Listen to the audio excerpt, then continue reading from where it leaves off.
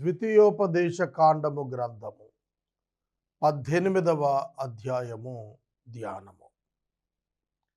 ఈ అధ్యాయములో వ్రాయబడిన వచనముల సంఖ్య 22. ఈ 22 వచనాలలో చెప్పబడినటువంటి ప్రధాన అంశాలు. మొదటి 5 వచనాలలో రిలీజియస్ లాస్,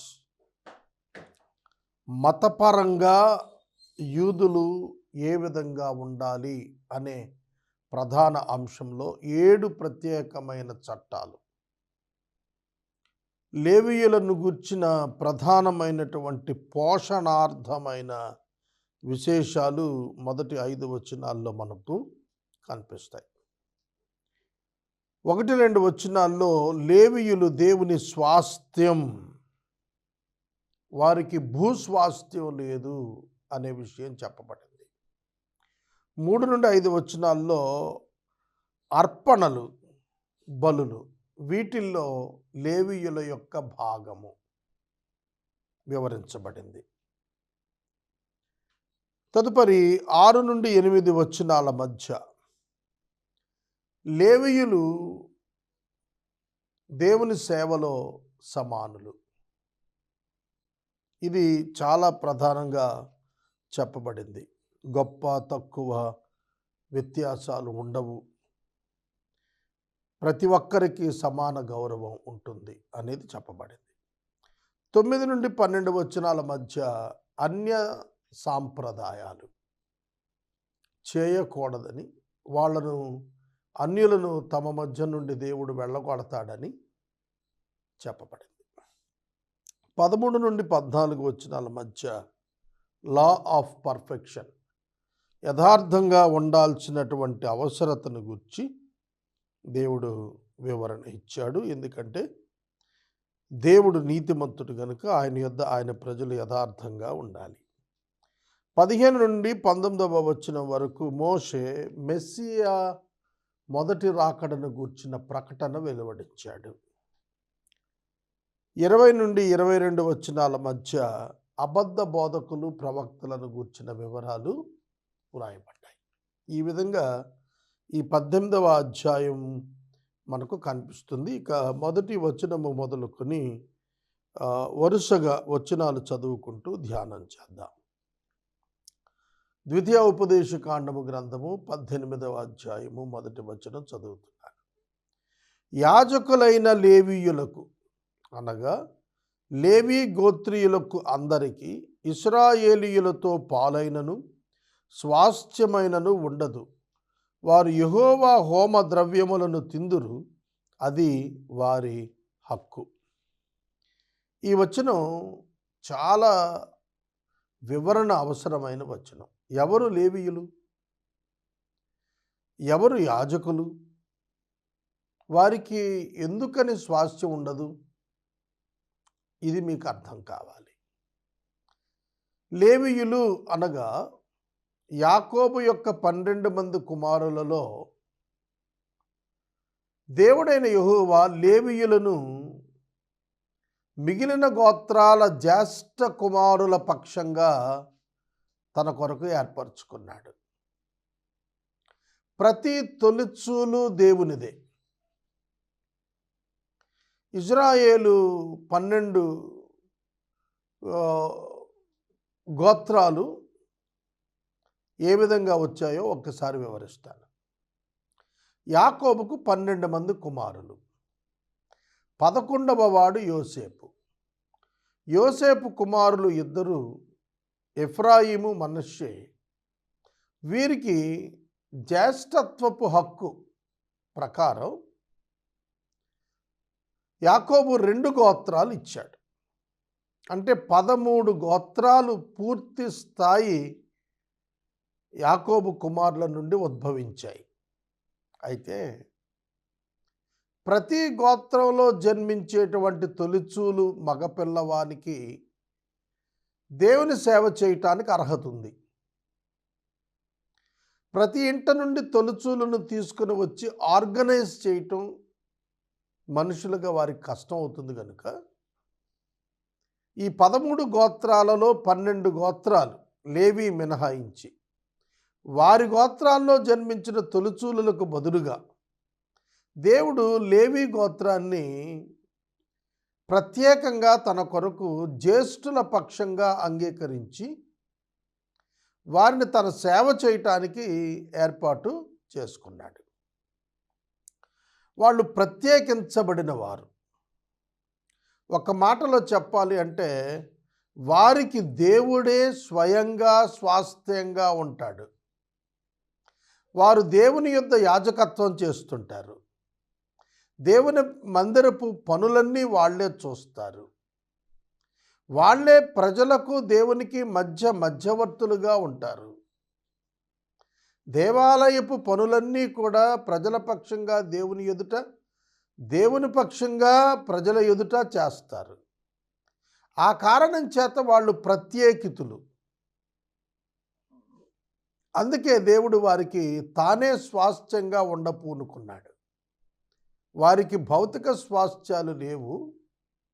అంటే స్వాస్థ్యము అన్నప్పుడు ఒక వ్యక్తి హక్కు కలిగి దానిని అమ్ముకోగలుగుతాడు.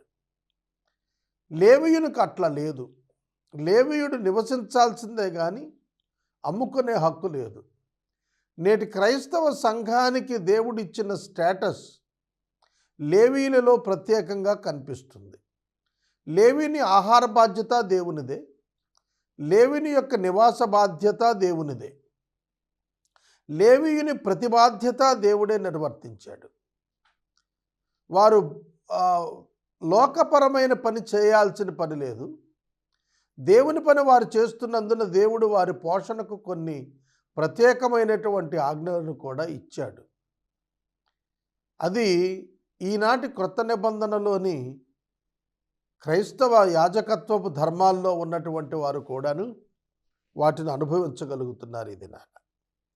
కనుక లేవీయులు అంటే మీకు అర్థమైంది కదా.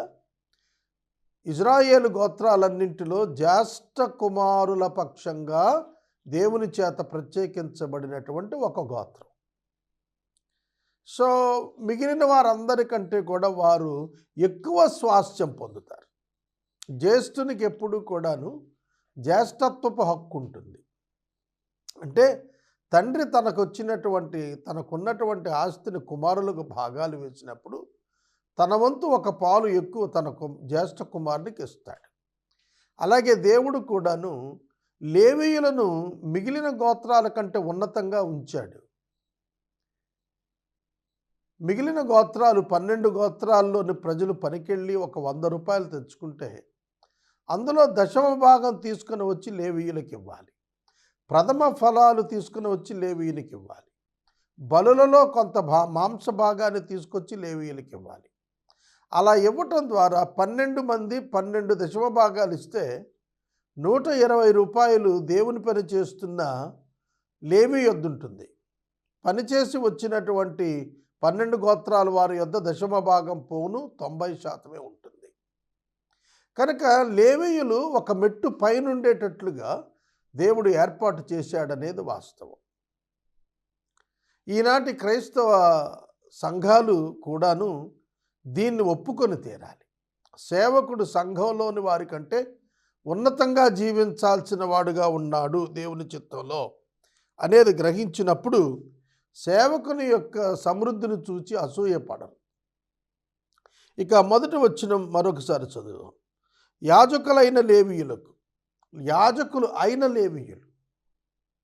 లేవీయులలో మరలా ఒక ఏజ్ గ్రూప్ వారిని దేవుడు తీసుకుని వారిని యాజకులుగా నియమిస్తాడు. అంటే మందిర పనుల కొరకు నియమించబడినటువంటి లేవీయులు. లేవీ గోత్రానికి స్వాస్థ్యం లేదు, కానీ యాజకులకు ఉన్న వాళ్ళకి మళ్ళీ స్పెషల్ రైట్స్ ఉన్నాయి. సంఖ్యాకాండము 26వ అధ్యాయం 62వ వచనంలో అంటాడు, నెల మొదలుకొని ప్రాయము కలిగిన వారిని లెక్కించాలి అన్నాడు. లేవీయులను లెక్కించేటప్పుడు ఇశ్రాయేలు 12 గోత్రాలను లెక్కించేటప్పుడు ఒక వేరియేషన్ ఉంది, గుర్తుపెట్టుకోండి. ఇశ్రాయేలీయులను 20 ఏండ్లు పైబడిన వారిని లెక్కించారు, కానీ లేవీయులను లెక్కించినప్పుడు 1 నెల పైబడిన వారిని లెక్కించారు. వాళ్ళు 23,000 మంది వచ్చారు. 23,000 మంది వచ్చారు. మోషే కాలంలో జరిగిన జనాభా లెక్కల్లో రెండవ పర్యాయపు లెక్కలో 23,000 మంది లేవీయులు వచ్చారు. మిగిలిన 12 గోత్రాల వారి యొక్క జనసంఖ్యలు కూడా సంఖ్యాకాండంలో మనకు రాయబడ్డాయి. ఇది రెండవ జనసంఖ్యలో వచ్చినటువంటి జనాభా సంఖ్య. లేవీయులు ఎట్లయితే లెక్కించబడ్డారు, ఒక నెల దాటిన లేవీయుడు లెక్కించబడ్డాడు. నెల దాటిన వాడిని కూడా దేవుడు లెక్కించాడు. That is the speciality of that group. తర్వాత లేవీయులను ఇశ్రాయేలు 6 లక్షల కాల్బలంలో దేవుడు చేర్చలేదు. లేవీయులు 23,000 మందిని 12 గోత్రాల సంఖ్య 6 లక్షల కాల్బలం, దాంతో వీరిని చేర్చలేదు, వీరిని ప్రత్యేకించాడు, వీరిని వినాయించాడు. కాబట్టి వీరు చాలా ప్రత్యేకమైనటువంటి ప్రజలుగా మనకు అర్థమవుతున్నారు. నేటి క్రైస్తవుడు కూడాను ఆనాటి లేవీయుని వంటి వాడే, ఈ లోకంలో ప్రత్యేకించబడిన వాడే. ఓల్డ్ టెస్టిమెంట్లో రాజులు వేరు, యాజకులు వేరు. కానీ క్రొత్త నిబంధనలో క్రైస్తవుడు విశ్వసించిన వాడు రాజులైన యాజక సమూహం, both Kings and the priests before the world. ఇది మనం అర్థం చేసుకోవాలి. తరువాత యెహోషువ గ్రంథం 13వ అధ్యాయం 33వ వచనంలో యెహోషువ స్వాస్థ్యాలను పంచిపెడుతున్నటువంటి సందర్భంలో లేవీ గోత్రానికి మోషే స్వాస్థ్యం పంచిపెట్టలేదు కనుక ఇశ్రాయేలీయుల దేవుడైన వారికి యెహోవా వారితో సెలవిచ్చినట్లు ఆయనే వారికి స్వాస్థ్యంగా ఉన్నాడు అన్నాడు. ఆయనే వారికి స్వాస్థ్యం. తర్వాత ఇశ్రాయేలీయులలో ఈ ప్రత్యేకించబడినటువంటి వారికి పాప పరిహారార్థ బలులలో, అపరాధ పరిహారార్థ బలులలో, అర్పణలలో, పరిశుద్ధమైనటువంటి వాటిల్లో అన్నింటిలో కూడాను వారికి భాగం ఇవ్వాలి అనేది దేవుడు నిర్ణయించాడని సంఖ్యాకాండము 18వ అధ్యాయం 8-9 వచనాల్లో ఇచ్చాడు. ప్రతిష్టార్పణను కాపాడేటువంటి పని దేవుడు లేవీయులకు ఇచ్చాడు. వారికి ఇచ్చిన అభిషేకాన్ని బట్టి ఈ కట్టడను వారికి అనుగ్రహించాడు. కనుక లేవీయులు స్వాస్థ్యము పొందరు, హోమద్రవ్యాలను వారు తింటారు, అది వారి హక్కు. It's their birth right. వాళ్ళకి మేము ఇవ్వము అని అంటానికి ఎవరికి వీలు లేదు, ఇచ్చి తీరాల్సిందే.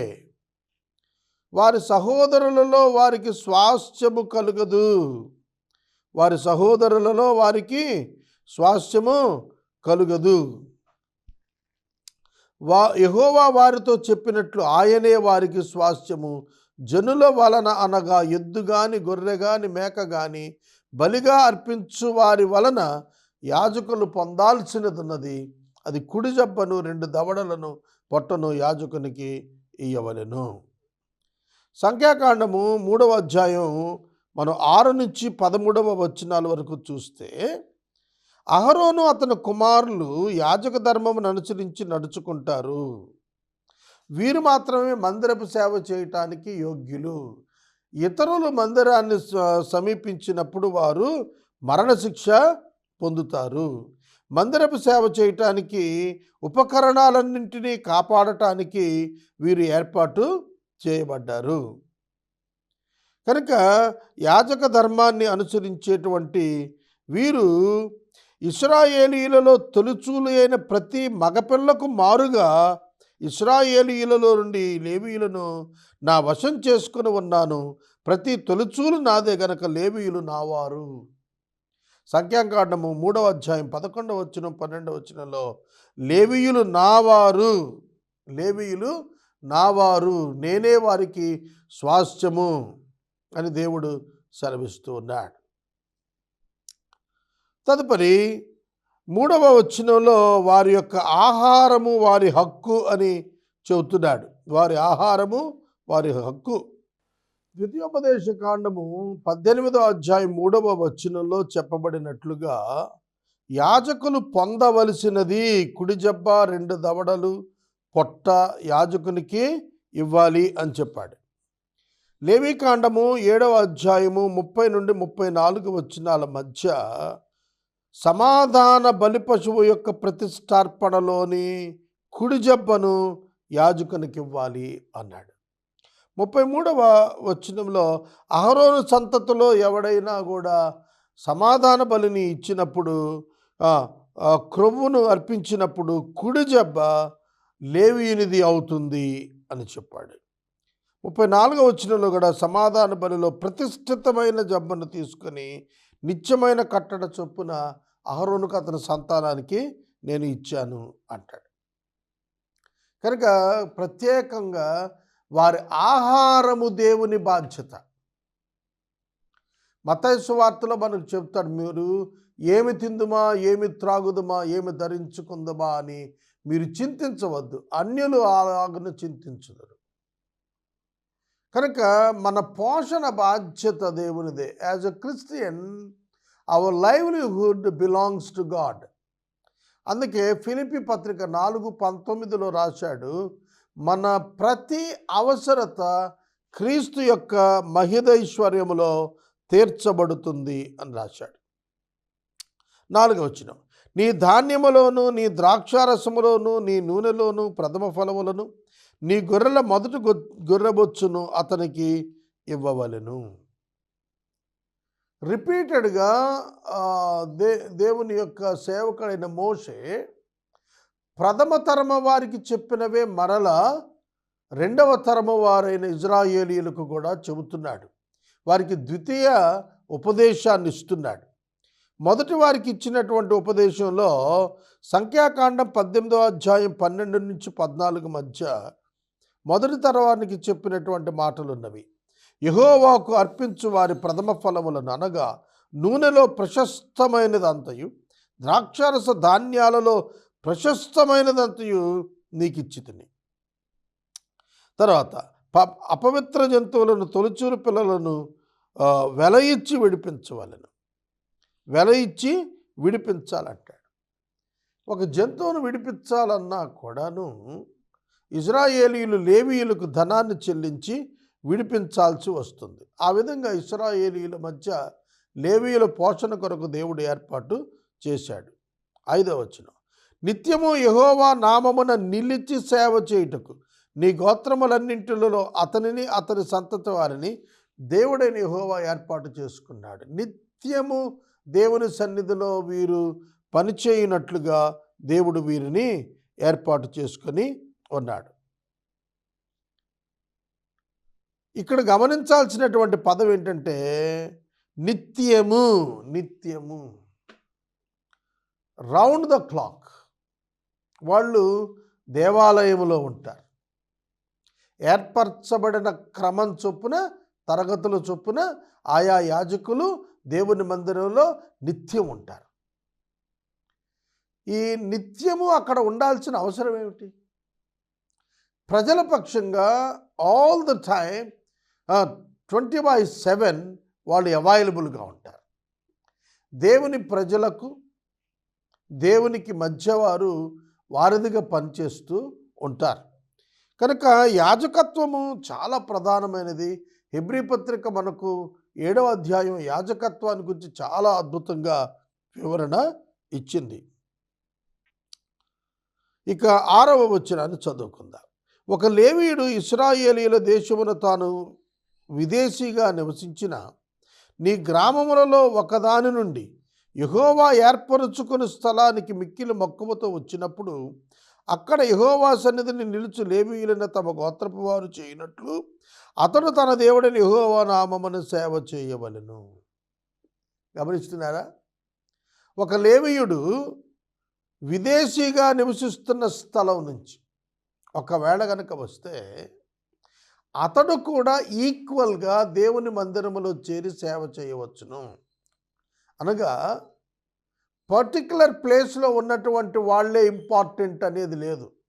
లేవీయుడు ఎక్కడ నివసిస్తూ ఉన్నప్పటికీ కూడా దేవుడు వారికి 12 గోత్రాల వారి ద్వారా ఇచ్చిన పురాలలో దూర ప్రాంతాల్లో కూడా వాళ్ళు నివసిస్తూ ఉండేవారు. అట్లాంటి వారు వచ్చినప్పుడు దేవుని సేవ, దేవుని నామము పేరిట చేయటానికి వారికి దేవుడు అర్హత ఇచ్చాడు. దినవృత్తాంతాల 2వ గ్రంథం 31వ అధ్యాయం 2-4 వచనాల మధ్య మీరు చదివినట్లయితే, దహన బలులను అర్పించుటకు తన ఆస్తి నుంచి రాజు ఒక భాగాన్ని ఏర్పాటు చేసి లేవీయులకు ఇచ్చాడు. 7వ వచనంలో చెప్పబడినటువంటి మాట, తన దేవుడైన యెహోవా నామమున సేవ చేయవలెను. దేవుని సేవ, దేవుని సేవకుడు దేవుని ఎదుట దేవుని నామం పేరిట చేస్తున్నాడు. ఇది డివైన్ ప్రొఫెషన్, దేవుడు ఇచ్చినటువంటి పని. లోకంలో అనేక పనులున్నాయి, వృత్తులున్నాయి. కానీ ఈ యాజక ధర్మం అనేది దేవుడు తన ఎదుట ప్రత్యేకముగా లేవీయుల కొరకు ఏర్పరిచినటువంటి ధర్మం. ఇది దేవుడిచ్చిన ధర్మం, దేవుడిచ్చిన పని, దేవుని ఎదుట దేవుని కొరకు దేవుని నామాన్న చేసేటువంటిది అని తెలుసుకోవాలి. ప్రతి లేవీయుడు తాను తన పిత్రార్జితం అమ్ముట వలన తనకు వచ్చినదే కాక అతడు ఇతరుల వలె వంతులు అనుభవించాలి. దేవుని సేవా పరిచర్యలో ప్రత్యేకంగా మందిరంలో అతడు పనిచేస్తున్నప్పుడు అతడు ఆ వంతులను కూడా అనుభవిస్తాడు. ప్రధానంగా లేవీయులకు ఇవ్వబడిన పనులలో యాజకత్వము, దేవుని మందిర పనితో పాటుగా దేవుని ప్రజలను దేవుని వాక్యము చేత సిద్ధపరచు బోధ చేయు ప్రధానమైన పనిని కూడా ఇచ్చాడు. అంతేకాక వాయిద్యములు వాయిస్తూ సంగీతములతో దేవుని ఆరాధించే పని కూడా యాజకులకు దేవుడు ఇచ్చాడు. వీటిని చేస్తున్నప్పుడు వాళ్ళు వాటికి ఇవ్వబడినటువంటి ప్రత్యేకమైనటువంటి అనుభవించే విషయాలు అనుభవించాలి. ఇక 9వ వచనము మొదలుకొని 12వ వచనము వరకు మనం చూస్తే, దేవుడైన యెహోవా వాళ్ళు ప్రవేశించబోతున్న దేశంలో ఇంకా ఇశ్రాయేలు జనాంగం యొర్దాను దాటి కనాను భూభాగంలోకి వెళ్ళలేదు. వాళ్ళు మోయాబు తూర్పు మైదానాలలోనే వారు నివసిస్తున్నారు. ద్వితీయోపదేశ కాండము గ్రంథము అక్కడనే మోషే వారికి బోధిస్తున్నాడు. మోయాబు మైదానాల్లో అక్కడ చెబుతున్నాడు, మీరు వెళ్ళబోతున్న దేశంలో మీరు వెళ్ళిన తరువాత అక్కడ అప్పటికే నివసిస్తున్నటువంటి జనములు అభ్యాసం చేస్తున్న హేయమైన కృత్యాలున్నవే, అవి మీరు నేర్చుకోకూడదు. ఎందుకంటే అవి నేర్చుకుంటే మీరు దేవునికి వ్యతిరేకంగా బ్రతికి దేవుని ఉగ్రతకు గురవుతారు. అందువలన వాటిని నేర్చుకొనవద్దు అని చెబుతున్నాడు. తన కుమారునైనా తన కుమార్తెనైనా అగ్నిగుండము దాటించువానినైనను, శకునము చెప్పు సోదగానిని అయినను, మేఘశకునములను గాని సర్పశకునమును గాని చెప్పువానిని అయినను, చిల్లంగివానిని అయినను, మాంత్రికుని అయినను, ఇంద్రజాలుకుని అయినను, కర్ణపిశాచినడుగువానినైనను, దెయ్యముల యొద్ద విచారము చేయువానినైనను మీ మధ్య ఉండనియ్యకూడదు. వీటిని చేయు ప్రతి వాడును దేవునికి హేయుడు, యెహోవాకు హేయుడు. ఆ హేయములైన వాటిని బట్టి నీ దేవుడైన యెహోవా నీ ఎదుట నుండి ఆ జనములను వెళ్ళగొట్టుచున్నాడు. యెహోవాకు హేయమైనటువంటి ప్రత్యేకమైన పనులు ఇక్కడ చెబుతున్నాడు. ఇశ్రాయేలీయులు దేవుని సేవించి ప్రేమించి ఆరాధించాలి. దేవుని స్థానాన్ని దేనికి ఇయ్యకూడదు. దేవుని స్థానంలో దురాత్మకు చోటిచ్చిన అనుభవం ఉంటే అట్టి వారిని రాళ్లతో కొట్టి చంపేవారు. చూడండి, కొన్ని విద్యలు ఇక్కడ చెప్పాడు. మాంత్రిక విద్య, చిల్లంగి విద్య, శకునాల విద్య, ఇంద్రజాలక విద్య, కర్ణపిశాచి విద్య, శోధ చెప్పేటువంటి అనుభవం, శకునం చెప్పేది, మేఘశకునాలు చూసేది, అగ్నిగుండాలు బిడలను దాటించేది. ఇవన్నీ కూడా దయ్యపు చేష్టలు, దయ్యపు క్రియలు. వీటిని అన్యులు అభ్యసిస్తున్నారు. ఇప్పటికీ చాలామంది క్రైస్తవులు ఇట్లాంటి వాటిని కొన్నిటిని ఆశ్రయిస్తున్నారు. క్రైస్తవుడు దేవుని వాక్యమును మాత్రమే అభ్యసించాలి, ప్రాక్టీస్ చేయాలి, వాటిని మాత్రమే ఫాలో కావాలి. అంతేగాని వాక్యానికి విరుద్ధమైనటువంటి దేవుడు అసహ్యించుకునేటువంటి కార్యకలాపాలలో భాగస్థుడు ఎన్నటికీ కాకూడదు. దేవుడు ఇట్లాంటి పనులు చేసినటువంటి వారిని ప్రజల మధ్య ఉండకుండా వెలుపటికి పంపమన్నాడు. ఇది దెయ్యముల యొద్ద విచారణ అన్నాడు. కర్ణపిశాచి దెయ్యాల దగ్గర విచారణ, సోద దెయ్యమును ఆశ్రయించుట, దేవునికి వ్యతిరేకమైనటువంటి పనులివి. 13వ వచనం, నీవు నీ దేవుడైన యెహోవా యొద్ద యథార్థపరుడవై ఉండాలి. యోబు యథార్థవర్తనుడుగా దేవుని ఎదుట జీవించాడు. అటువలనే ప్రతి క్రైస్తవుడు కూడా పరిపూర్ణుడగునట్లుగా యథార్థత కలిగి జీవించాలని నేర్పించబడుతున్నాడు. నీవు స్వాధీనపరచుకొనబోవు జనములు మేఘశకలమును చెప్పు వారి మాటను, సోదగాండ్ర మాటను విందురు. నీ దేవుడైన యెహోవా నిన్ను అలాగున చేయనియ్యడు. Very important. దేవుడైన యెహోవా నిన్ను అలాగున చేయనివ్వడు. God never allows you to follow the pagan practices. అన్యుల యొక్క అభ్యాసాలు పాటించడానికి దేవుడు నిన్ను ఒప్పుకోడని చెబుతున్నాడు.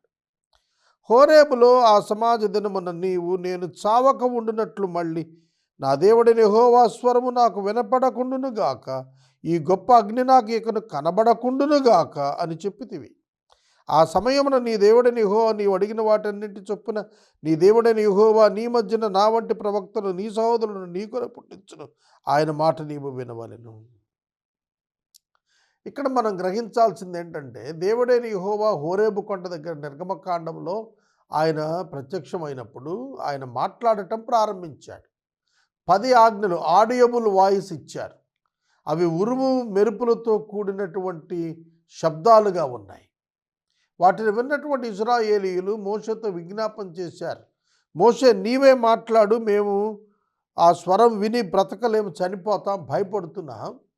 నీవు దేవుని దగ్గరికి వెళ్ళి దేవునితో నువ్వు మాట్లాడి వచ్చి మాతో చెప్పు, మేము నీ మాట వింటాం, అది దేవుని మాటగా భావిస్తామని ఇశ్రాయేలు పెద్దలందరూ కూడా మోషే యొద్దకు వచ్చి విజ్ఞాపన చేసుకున్నారు. కనుక దేవుడు తాను మాట్లాడటానికి ఆ దినాన మోషేని ఏ విధంగా అయితే వారు యాక్సెప్ట్ చేశారో, అట్లాగే దేవుడు వారి సహోదరుల మధ్య మరొక ప్రవక్తను, తన వంటి ఒక ప్రవక్తను పంపిస్తాడని, యేసుక్రీస్తు ప్రభువు వారి యొక్క మొదటి రాకడను గుర్చినటువంటి ప్రత్యేకమైనటువంటి మాటను ముందస్తుగానే తెలియచేశాడు. మనకు మెస్సియాను గుర్చినటువంటి మాటలు స్పష్టంగా కనిపిస్తాయి. ఇది మనకు అపోస్తల కార్యముల గ్రంథము 3వ అధ్యాయంలో 20 నుంచి మనం చూస్తున్నప్పుడు, పేతురు గారు పెంతెకొస్తు పండుగ దినాన యెరూషలేము మహాపట్టణములో లేచి చెప్పినటువంటి మాట 21వ వచనం చదువుతున్నాను. దేవుడు ఆది నుండి తన పరిశుద్ధ ప్రవక్తల నోట పలికించెను, అంతవరకు యేసు పరలోక నాశయ ఉండుట ఆవశ్యకము. మోషే ఇట్లనెను, ప్రభు అయిన దేవుడు నా వంటి ఒక ప్రవక్తను మీ సహోదరుల నుండి మీకు పుట్టించును. ఆయన మీతో ఏమి చెప్పినను అన్ని విషయములలో మీరు ఆయన మాట వినవలను. ఆ ప్రవక్త మాట విననివాడు ప్రజలలో ఉండకుండా సర్వనాశనము అగును. సమూయేలు మొదలుకొని ప్రవక్తలందరూ కూడా యేసుక్రీస్తు ప్రభు మాట వినాలనే ప్రకటించారని పేతురు భక్తుడు అక్కడ సెలవిస్తున్నాడు. 17వ వచనం, మరియు యెహోవా నాతో ఇట్లన్నారు, వారు చెప్పిన మాట మంచిది, వారి సహోదరుల నుండి నీ వంటి ప్రవక్తను వారి కొరకు పుట్టిస్తాను, అతని నోట నా మాటలు ఉంచుతాను, నేను అతని ఆజ్ఞాపించినది యావత్తు అతడు వారితో చెబుతాడు. అతడు నా నామమున చెప్పు నా మాటలను వినని వానిని దాన్ని గురించి విచారణ చేస్తాను. అంతేకాదు, ఏ ప్రవక్త అయిన అహంకారం పూని నేను చెప్పమని తనకు ఆజ్ఞాపించని మాటను నా నామమును చెప్పునో ఇతర దేవతల నామమును చెప్పునో ఆ ప్రవక్త చావాలి. ఇర్మియా గ్రంథం 28వ అధ్యాయం 15-16 వచనాల్లో దీని నెరవేర్పు కనిపిస్తుంది. అటువంటి అపోస్తుల కార్యముల గ్రంథం 7వ అధ్యాయం 37వ వచనంలో కూడాను ఈ మాటలే మనకు కనిపిస్తాయి. అపోస్తుల కార్యముల గ్రంథం 7వ అధ్యాయము 37వ వచనం. నా వంటి ప్రవక్తను దేవుడు మీ సహోదరులకు మీకు పుట్టించిన ఇశ్రాయేలుతో మోషే చెప్పిన ఆయన ఇతడే అని యేసుక్రీస్తు ప్రభువును గురించి స్టెఫెను భక్తుడు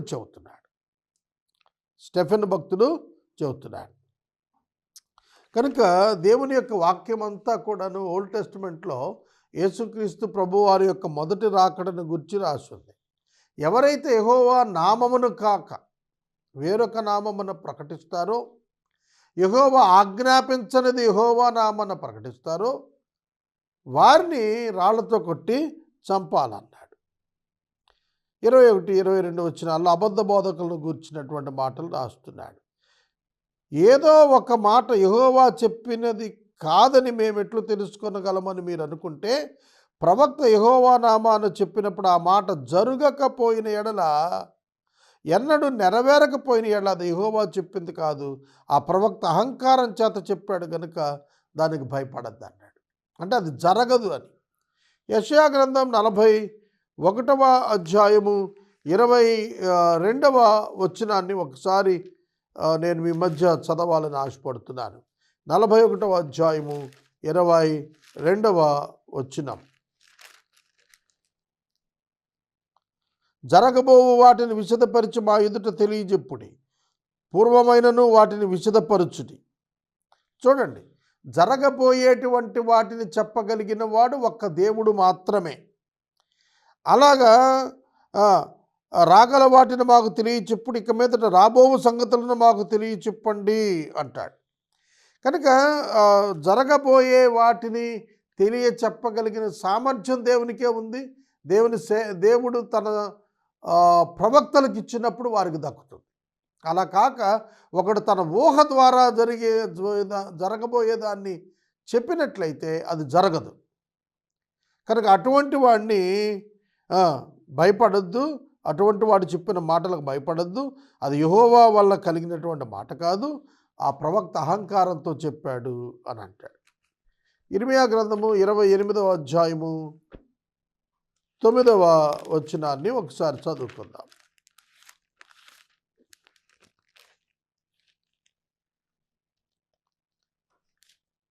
అయితే క్షేమము కలుగునని ప్రకటించు ప్రవక్త ఉన్నాడే, అతని మాట నెరవేరిన ఎడల యెహోవా నిజముగా అతనిని పంపెనని ఒప్పుకొనదగునని ప్రవక్త అయిన ఇర్మీయా చెప్పాడు.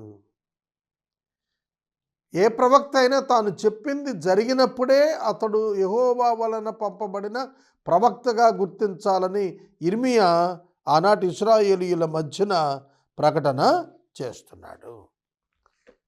కనుక ద్వితీయోపదేశకాండం 18 అధ్యాయం చివరిలో అబద్ధ ప్రవక్తలు, అబద్ధ ప్రవక్తలను గుర్చినటువంటి హెచ్చరికలతో ఈ అధ్యాయాన్ని ముగిస్తున్నాడు. 18వ అధ్యాయం ముగించుకున్నాం. 19వ అధ్యాయంలోనికి మనం